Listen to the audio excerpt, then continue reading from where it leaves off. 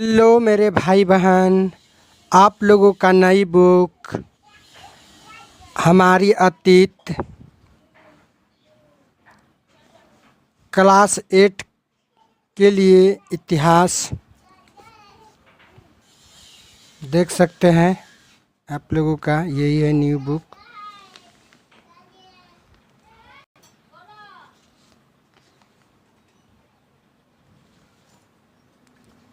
अध्याय 2 यानी कि चैप्टर 2, व्यापार से साम्राज्य तक कंपनी की सत्ता स्थापित होती है।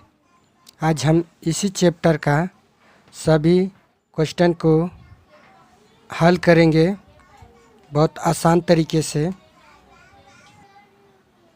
फिर से याद करें, एक में लिखा हुआ है निम्नलिखित के जोड़ बनाए। इसको मिलान करना है। इसको लिखेंगे, लिखा है दीवानी। दीवानी का हम इसको लगाएंगे भूराज भू राजस्व वसूली करने का अधिकार। समझ गए। शेर ए मैसूर, तो इसको हो जाएगा टीपू सुल्तान।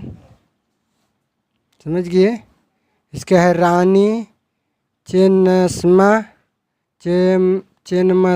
रानी चेन्नम्मा का हो जाएगा, इसका हो जाएगा ई। कित्तूर में अंग्रेजों विरोध आंदोलन का नेतृत्व किया। सिपाही का हो जाएगा ई सिपोयो। इसका है वारेन हेस्टिंग्स का, इसका हो जाएगा भारत का पहला गवर्नर। उम्मीद करते एक का मिलान का जोड़ समझ गए। इस तरह करना है। क्वेश्चन 2 समझेंगे। रिक्त स्थानों को भरे।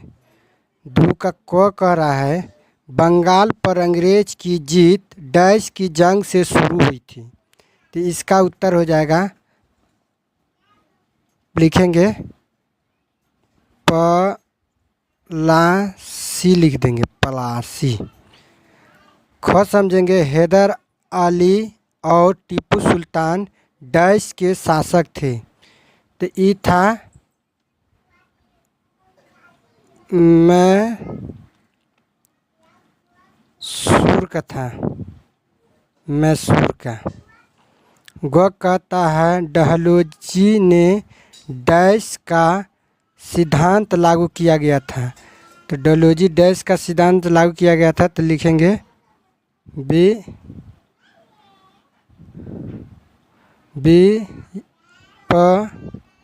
गत का लागू किया गया था। किसका? व्यापक का। समझ गए।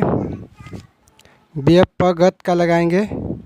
गो में कह रहा है मराठा रियासतें मुख्य रूप से भारत के डैश भाग में स्थित थे। तो इसको हम लिख लेंगे दक्षिण, लिखेंगे दक्षिण, दक्षिणी लिख लेते हैं, दक्षिणी। पश्चिमी लिख लेंगे पश्चिमी। उम्मीद करते हैं क्वेश्चन 2 भी का उत्तर समझ में आपको आ गया होगा। समझ गए। अब हम क्वेश्चन 3 समझेंगे।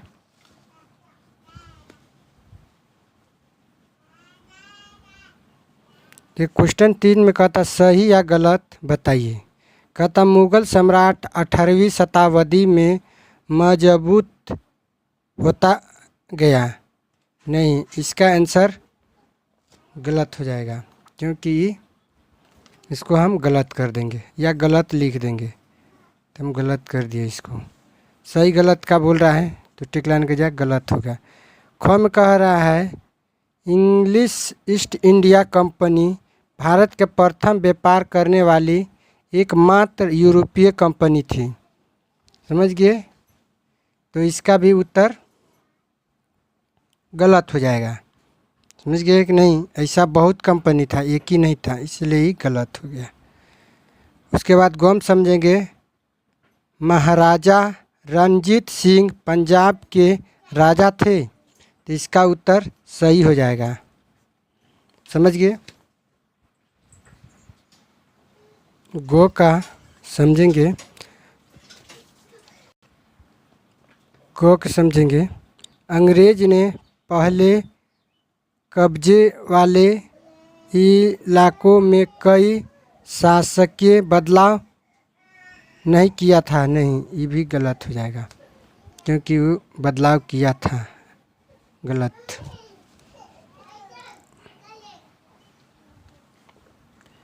आइए विचार करें। क्वेश्चन 4 कह रहा है, यूरोपीय व्यापार कंपनी भारत की तरफ क्यों आकर्षित हो रही थी? इसका उत्तर हम देते हैं अपने कॉपी पर, बहुत आसान है।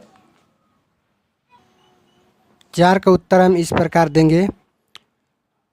यूरोपीय व्यापार कंपनी भारत की तरफ इसलिए आकर्षित हो रही थी क्योंकि पॉइंट 1 में लिखेंगे, भारत में मसाले, काली मिर्च, इलायची, दालचीनी, लौंग बहुत अच्छी गुणवत्ता के मिलते थे और यूरोप में उनकी बहुत महंगी थी। समझ गए? दूसरा पॉइंट इस तरह लिखेंगे, यहाँ का रेशमी और सूती कपड़ा बढ़िया था और यूरोप में महंगी दामों पर उसको बेचता था।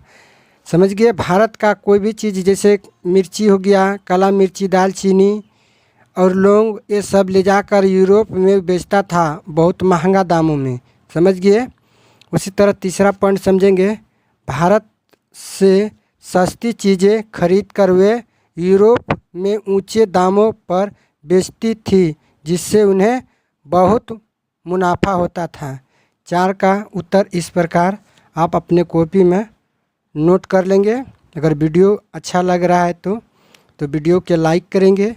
अगर चैनल पर पहली बार आए हैं तो चैनल को सब्सक्राइब करेंगे। हम नेक्स्ट क्वेश्चन की तरफ चलते हैं।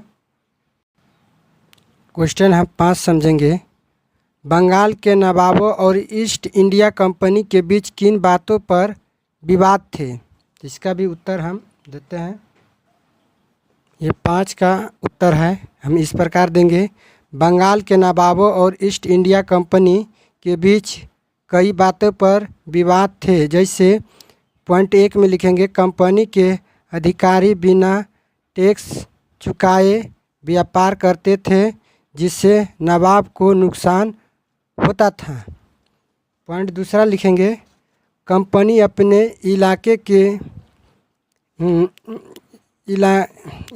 के किला बना रही थी और फौज रक्षा रहित थी, जो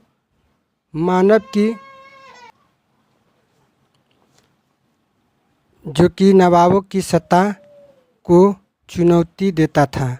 समझ गए? इस प्रकार है। पॉइंट हम तीसरा लिखेंगे, कंपनी के अधिकारी नवाब के साथ अदभाव व्यापार करते थे और उन्हें अपमानित करते थे। समझ गए? चौथा पॉइंट में हम इस तरह लिखेंगे, नवाबों को लगता था कि कंपनी राजस्व कम कर रही है और उनके अधिकारों को छीन रही है। समझ गए?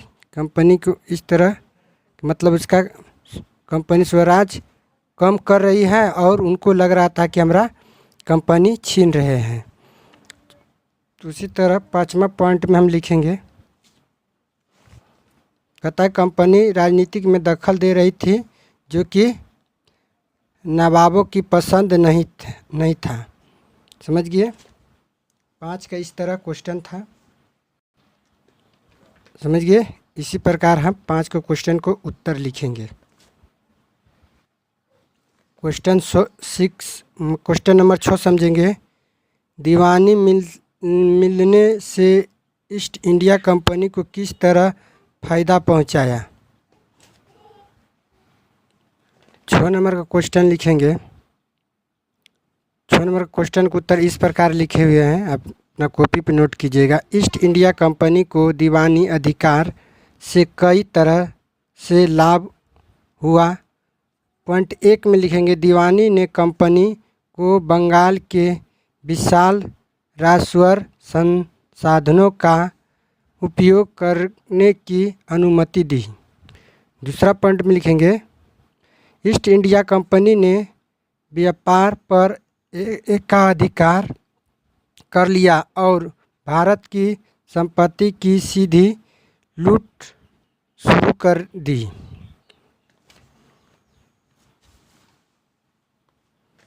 इसी तरह पॉइंट हम 3 लिखेंगे, भारत से मिलने वाले स्वराज से कंपनी के खर्च पूरे होते थे। इस स्वराजों का इस्तेमाल भारत में सूती और रेशमी कपड़े खरीदने कंपनी की सेना को बनाए रखने और कलकत्ता में कंपनी के किले और कार्यालयों के निर्माण की लागत को पूरा करने के लिए किया जाता था। इसी तरह क्वेश्चन 6 का उत्तर है, अपने कॉपी पर नोट करते जाएंगे। समझ गए। क्वेश्चन 7 समझेंगे, सब्सिडरी एलायन मतलब सहायक निबंध व्यवस्था की व्याख्या करें। समझ गए। क्वेश्चन हम 7 का उत्तर इस प्रकार लिखेंगे, कहता है सहायक संगठन एक ऐसी प्रणाली थी जो ब्रिटिश ईस्ट इंडिया कंपनी द्वारा भारत रियासतों पर नियंत्रण स्थापित करने के लिए इस्तेमाल की गई थी। यह रोडल कैलेक्सिंग द्वारा 1798 में शुरू की गई एक कूटनीति रणनीति थी। इस प्रणाली के तरह भारतीय शासकों को अपनी स्वतंत्र सेना रखने से मना किया गया था और उन्हें ब्रिटिश सेनाओं को अपने क्षेत्र में बनाए रखना था, जिसके रखरखाव का खर्च भी उन्हें ही वहन करना पड़ता था। समझ गए। इस प्रकार आप अपने कॉपी में नोट कर लेंगे। क्वेश्चन आज समझेंगे 8 नंबर, अपनी कंपनी का शासन भारतीय राजाओं के शासन से किस तरह अलग था। इसका भी उत्तर बहुत आसान है। 8 का उत्तर इस प्रकार देंगे, company east India company 8 number का उत्तर इस तरह लिखेंगे, कंपनी ईस्ट इंडिया कंपनी का प्रशासन भारतीय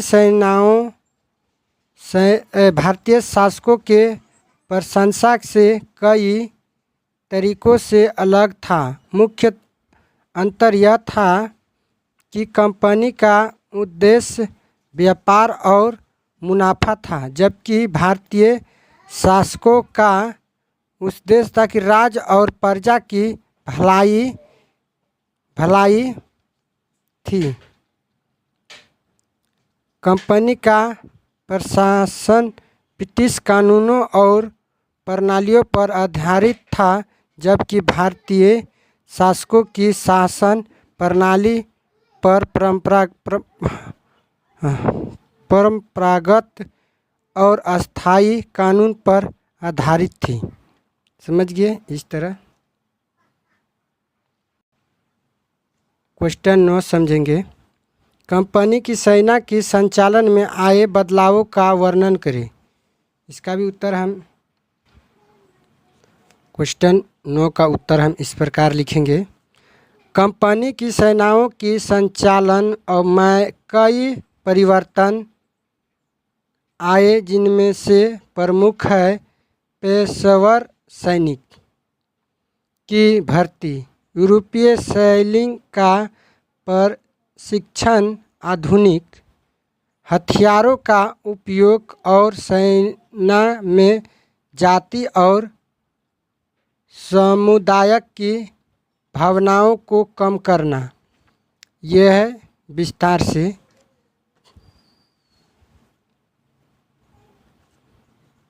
पॉइंट 1 में लिखेंगे पेशेवर सैनिक की भर्ती कंपनी ने पहले घुड़सवार और पैदल सैनिकों की भर्ती की जगह पेशेवर सैनिकों की भर्ती शुरू कर दी।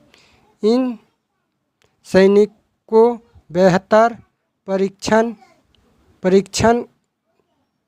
दिया गया और उन्हें आधुनिक हथियार दिए गए। पॉइंट दूसरा में लिखेंगे